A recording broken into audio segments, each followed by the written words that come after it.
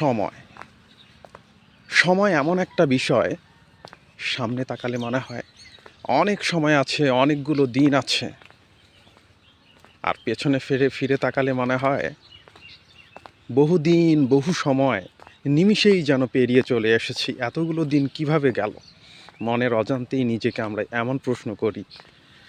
আসলে সময় আমাদের ধারণার চাইতেও বেশি গতিশীল, অনেক বেশি গতিশীল। জীবনের এমন এক মুহূর্ত আসবে, জীবন সায়ান্নে এসে পৌঁছে আমরা কিন্তু বলবো তখন জীবনটা যেন স্বপ্নের মতো চলে গেল।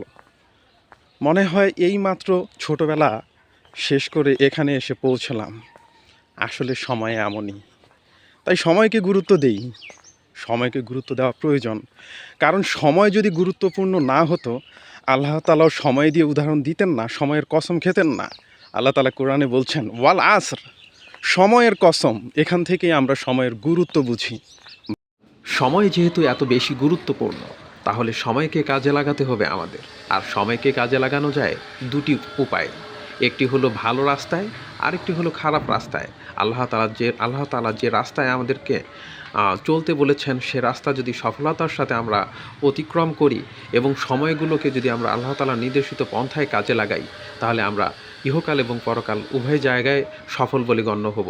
আর যদি আমরা আল্লাহ তাআলার পথ অনুসরণ না করে আমরা যদি শয়তানের পথ অনুসরণ করি, তাহলে ধ্বংস হয়ে যাব। আমরা আল্লাহ তাআলার কাছে প্রার্থনা করি আমরা যেন সিরাতুল মুস্তাকিমের উপরে প্রতিষ্ঠিত থাকতে পারি। আমরা সে পথ যেন অবলম্বন না করি যে পথ শয়তানের, যে পথ অনুসরণ করে ধ্বংস হয়ে গেছে নমরুদ, ফেরাউন সহ যুগের ফেরাউনরা। আমরা যেন আল্লাহ তাআলার রাহে আমাদের এই জীবনটা উৎসর্গ করতে পারি, যে পথে আল্লাহ তাআলা রাজ খুশি হবেন, যে পথ অনুসরণ করলে দুনিয়া এবং আখিরাতে আমরা কল্যাণকর হব এবং এই পৃথিবীর জন্য রেখে যেতে পারবো আদর্শ এক সুন্দর উদাহরণ। আসুন আল্লাহ তাআলাকে আমাদের জন্য সর্বোত্তম অভিভাবক জ্ঞান করে সবসময় তার রাস্তায় আমরা প্রতিষ্ঠিত থাকি। আল্লাহ তাআলা আমাদেরকে সবাইকে সেই তৌফিক দান করুন। আমিন সুম্মা আমিন।